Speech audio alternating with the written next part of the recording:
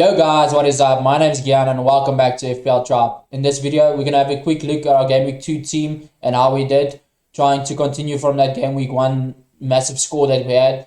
Then I'm also going to have a look at my Game Week 3 team, who I'm going to captain. I've already made 2 transfers and looking forward to sharing that with you guys.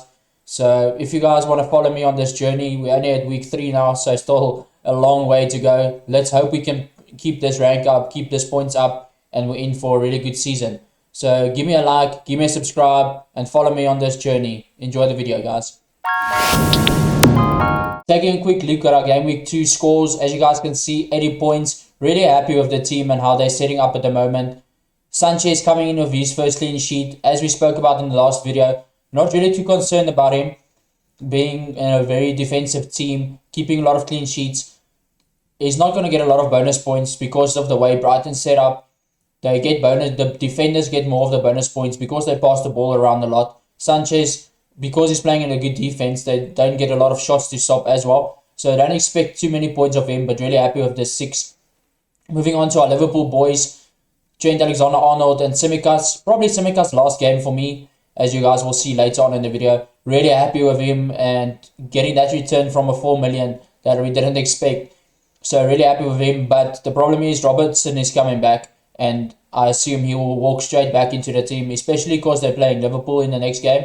I can't see how Tsimikas will play. He's very good attacking, but his defense lacks some work. So I think Robertson will come back into that game, especially because it's Chelsea. If it was a weaker team, I'll think Tsimikas would start and Robertson will come off the bench. But just because it's such a massive game for Liverpool and for Chelsea, and probably for the league, because they will be in the top 4, these teams, I think Tsimikas is going to fall to the bench and Robertson will come straight in.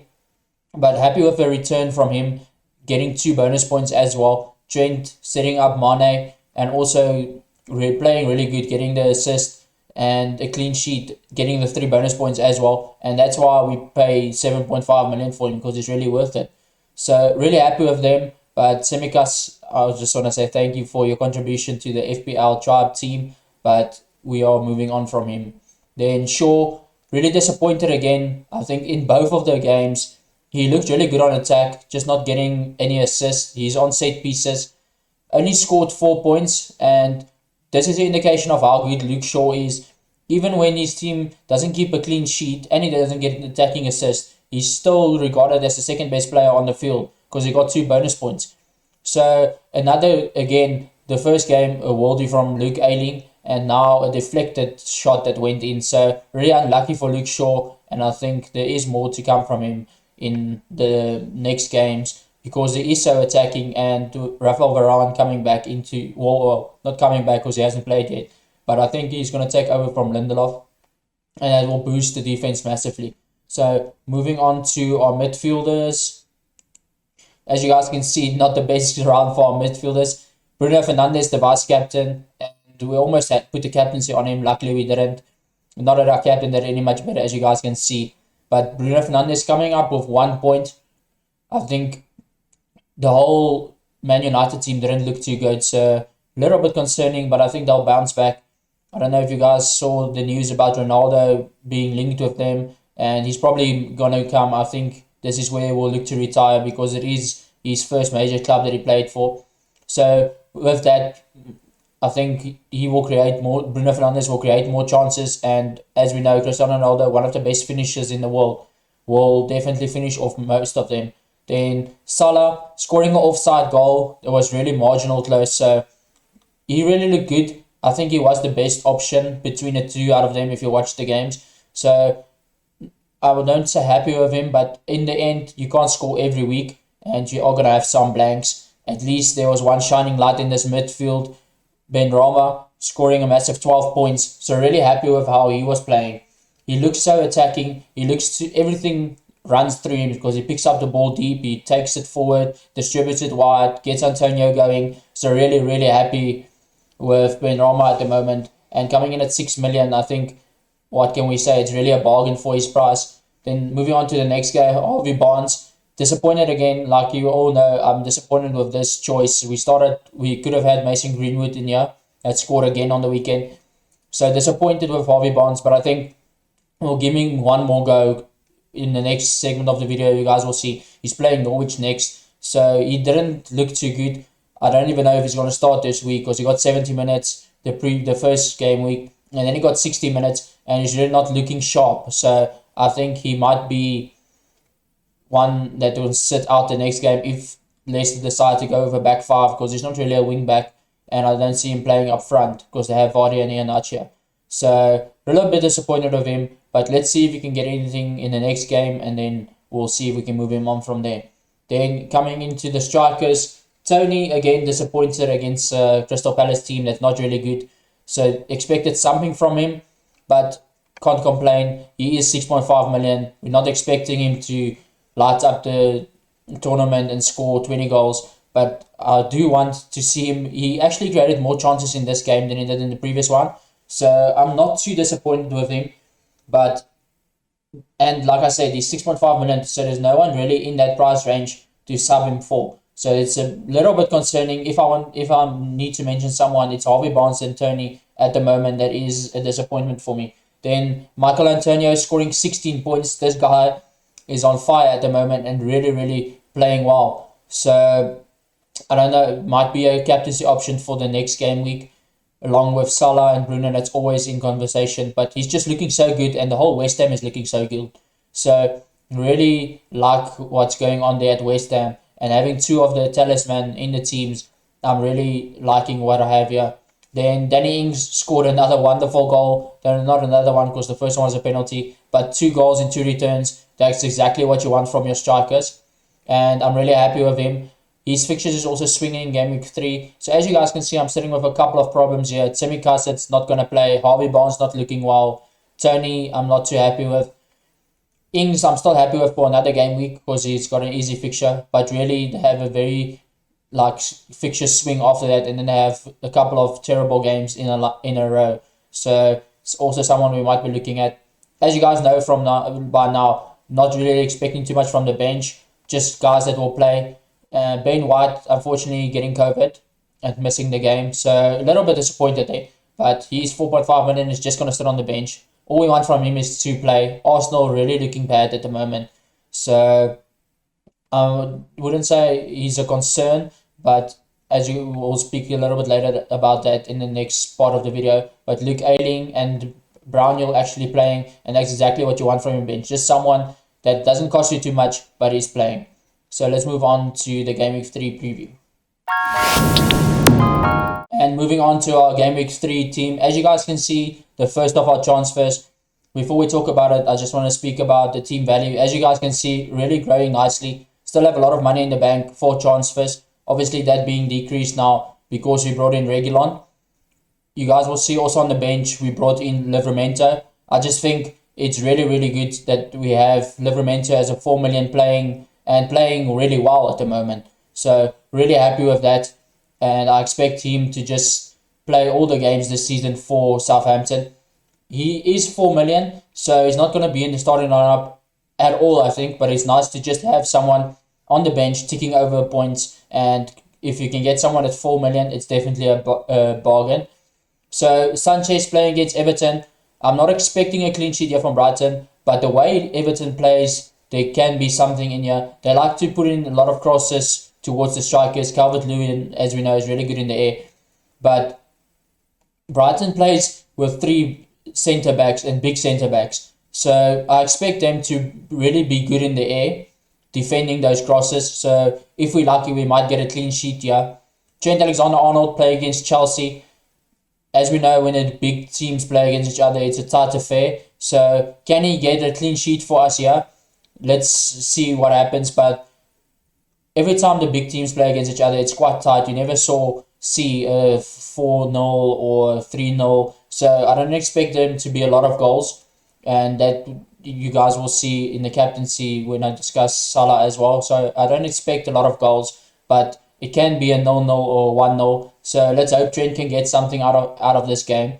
Then Luke Shaw playing against Wolves. Wolves not scoring 1 goal in the previous 2 games, but they are looking really good when you watch the games. And I think if Traore can just work on his finishing, they could have scored a lot of goals. So if they continue the way they're playing now, I expect a clean sheet from Man United and Luke Shaw. I know I've said this in the previous 2 weeks as well, but Luke Shaw really looks good, and against a solid Wolves team, but not really good in attack, I expect a clean sheet here. Then the third guy in our defense here, Serge Reguilon, really like the way that I almost said Wolves there because I'm thinking about Nuno. Really like the way that Nuno is setting up the Tottenham Hotspur's team and playing against Watford that doesn't look attacking at all. So really happy with hanging him in my team. And he's really attacked with Harry Kane there. He can put in a lot of crosses and really good crosses, as we saw a few of them happening last year. With Harry Kane there as a target man, I think he can get a few assists as well. But he's mainly in the team just because the way of Tottenham, how they play and how they're setting up, really defensive at the moment. Haven't conceded one goal, and they've played Man City in those 2 games. So expecting attacking returns from Reguilon, but the main reason I got him in is because they have 2 nice fixtures in a row. I think they're playing Wolves this week and then Crystal Palace. So expecting 2 clean sheets, and if he can get a attacking return in that, I would be really happy. Let's move on to our midfielders. As you guys can see here, the vice captaincy being put on Bruno Fernandes. And you guys will probably see now that there is not a captaincy option in the midfield. Just because Bruno Fernandes is playing Wolves, like I said, really good defense, Wolves. Only conceded 1 goal, and really like the way that they're setting up under the new manager. But we're happy with Luke Shaw just because he is playing against a team that hasn't scored. But then on the other hand, we're also looking at Bruno Fernandes for attacking return that we know they can bring at any time. Man United, that team is so explosive, as we saw in the first game. So Bruno Fernandes on set pieces as well, on penalties. Let's hope that he can get something from this game. Then I'm not going to say too much about Salah. Like I said, I expect this game to be really close. 2 of the top teams competing in this game, and I really expect a close game. So not expecting too much from Salah. Maybe an assist, maybe a goal, but we can't have the best team on the pitch every week. So just happy to have him there for the next game week. Then Ben Rama, seriously considered him for being captain in this team just because he's in such good form and West Ham is playing so good. Playing against Crystal Palace that has a new manager, you guys can see they're not really, the structures aren't there yet. They're not playing as a team yet. So I think there can be another massive points, another double-digit haul for Ben Rama, the third one in a row for 6 million. That's really a bargain. And then Harvey Barnes, as I said, just in here for this Norwich game. I'm really looking to move him out. Already lost some money on him as he had a price drop. So I don't want to keep him in my team for too long. Really just hoping he can get something in Norwich. That is if he starts. So let's hope for the best and see if he can return anything for us in this game. Even if he scores a goal, even if he gets an assist, he's definitely one that I'm looking to move out in the next game week. So let's move on to our strikers. And as you guys can see here, the captaincy armband for this week is on Antonio. I just think he's doing so well at the moment, and the momentum he has, the confidence he has. West Ham, the way they're playing in, really, really good. So I just like to give him the shot against the Crystal Palace that I said. There's no real structures yet. The defense is looking leaky. So I like this option for us as captain, and really just expecting, even if I can just get a goal, because the other captaincy options that I have in the team is Mo Salah and Bruno Fernandes, and they're both playing really difficult games attacking-wise. So I am going on a little bit of a punch here, and I don't think it is even just because of the form he is. I expect a lot of people to be on Antonio as captain against a very weak Crystal Palace side. Then Tony, again, like we said, he's 6.5 million. We don't really expect too much from him, but he's playing against Aston Villa that hasn't looked too good at the moment, and the defense is not there as well. I know they kept a clean sheet in the previous game, but they were playing one of the weaker sides in this league, so you'd expect a clean sheet in that. Brentford really looking attacking, looking like a very organised team, a good team. Tony got the chances in the previous game, so a little bit unlucky not to get returns from him. But he's 6.5 million, and I can't really see who else I get in his place just because there isn't real strikers at that price point. So happy with Tony also sitting in my team. Then Danny Ings coming in with his last game. Brentford looked pretty good so far this season, as I just discussed with Tony. They looked really good. The defense looked really good. So when Danny Ings plays this last game, I do expect Villa to play better and better every game, just because the players are playing more together. They brought in a lot of new guys, Danny Ings being one of them, and they need time to gel and form that partnerships on the pitch. So Danny Ings, as we saw, returned 2-2. I will be happy if we can get another one out of him just before his fixture swings come in. Then looking at the bench, still there, obviously, as you guys know, just there for, I think he's the backup for Sanchez. I know they bought a new defense of a new goalkeeper, but he's just there because I think he's second. When Sanchez gets an injury or has COVID or something like that, because we don't know what's going to happen, we got the backup for a team and we know we've got someone playing. Unless Brighton's game get cancelled, but then it's just unlucky.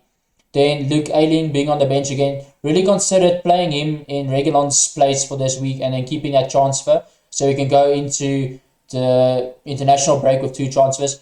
But I think Reguilon, like I said, is a little bit more attacking and playing in a better defense than Leeds. I still don't trust the Leeds defense this season, and that's mainly why I didn't want to start with Ayling in my team, and happy to put Reguilon in. Then as we see here, Livramento, also maybe a starting option if one of my other players had a difficult game, because they are playing Newcastle, but Southampton also not really looking too good, and I don't expect Livramento to keep a clean sheet, but he looks really attacking. And even when we saw against Man United, when Walcott went off, he went into Walcott's position.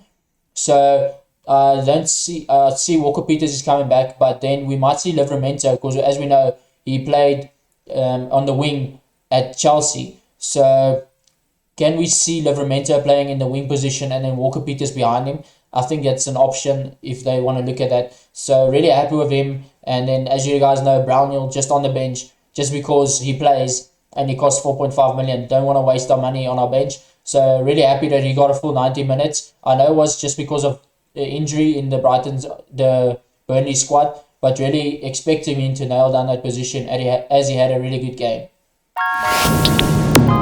So guys, that's it from me for this video. If you enjoyed it, give it a like, give it a subscribe, and also let me know down in the comments what you guys think of this video. Did you enjoy it? Let me know who you're considering being captain, with a lot of big names playing difficult games. I know there's the option of Kane and Son, but I didn't have them in my team, so I can't captain them. And let me know what you guys think of the transfers and all this crazy news about the international breaks, that the players might not go, and if they go, they have to quarantine and they might miss a game week. Some crazy stuff going in, transfer window going mad. So a lot of excitement in the FPL community, and that's great for us because that's what we like and that's why we do this. So let me know down in the comments what you guys think, and good luck with your game week 3. Cheers guys.